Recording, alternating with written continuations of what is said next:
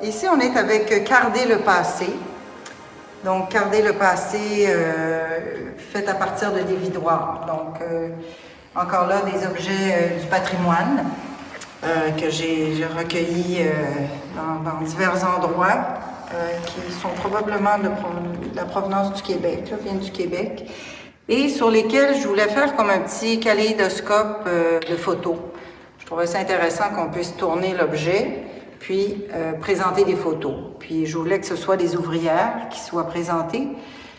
Et de fil en aiguille encore là, avec un peu ma recherche auprès de Sutton, l'héritage Sutton, je suis partie de photos d'archives de la Filtex pour réaliser ces 3 œuvres-là.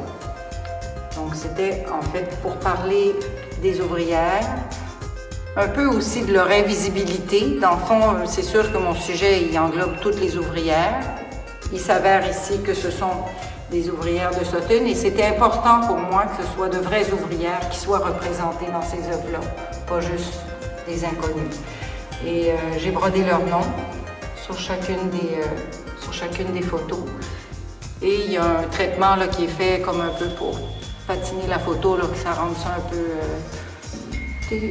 disons, poli par le temps, si je puis dire. Alors, on a des photos d'archives qui datent vraiment d'il y a longtemps. Il y a des photos d'ouvrières qui sont plus récentes.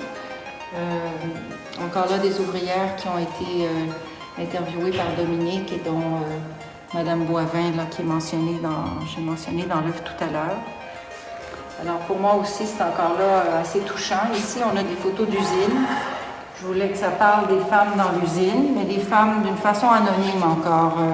On ne voit pas leur visage, on sent le profil des ouvrières, mais sans voir vraiment le détail précis. Ici, on a une personne avec tout son entourage entouré de ses machines.